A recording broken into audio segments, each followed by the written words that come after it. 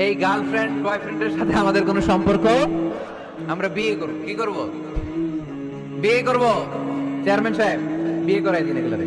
Girlfriend আছে কার কার? দেখি হাত তুলো। মাশাআল্লাহ, সাহস আছে ওদের, বুকের পাটা আছে। হাত দাও বেটা।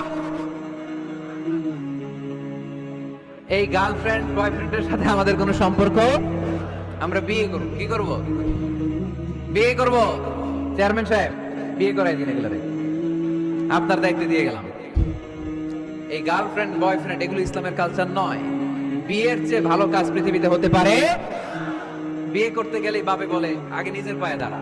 তো এতদিন ও কার পায়ে দাঁড়াইছে?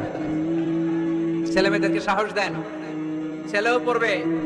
ওই যে একজন চিল্লান দিয়ে উঠছে, ওর কমন পড়ছে। কমন পড়ছে, মাশাআল্লাহ। গার্ডিয়ানরা যারা আছেন ওদের দুঃখ কষ্ট একটু বুঝছেন আপনারা, মিলাই দিয়েন ওদেরকে, বিয়ের পিড়িতে বসায় দিয়েন। বিয়েতে কল্যাণ, বিয়েতে বরকত। বিয়ের মতো ভালো কাজ হতে পারে না। সব নবীরা বিয়ে করেছেন। আর নিকাহ মিন সুন্নতি, বিয়ে আমার সুন্নাত। ফামান রাগিবা আন সুন্নতি ফালাইসা মিন্নি, যে আমার সুন্নতকে ভালোবাসে না সে আমার উম্মত হতে পারে না। বিয়েটাকে সহজ করে দেন। যেই সমাজে বিয়ে সহজ ওই সমাজে জিনা কঠিন, তাই না? যেই সমাজে জিনা সহজ ওই সমাজে বিয়ে কঠিন।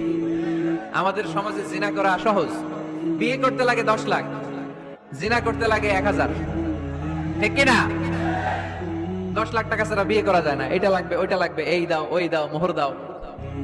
বিশাল অঙ্কের মোহর। 10 লক্ষ টাকা ধার্য না করলে মেয়ে দিবে না।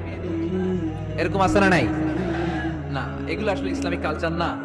ছেলের বাবা মেয়ের বাবা উভয়কে আমি বলি বিয়েটা সহজ করে দেন, সহজ করে দেন।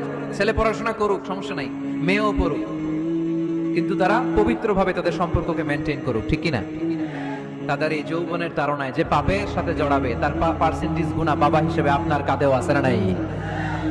এজন্য বাবারা সাবধান, মায়েরা সাবধান, বিয়েটাকে সহজ করেন।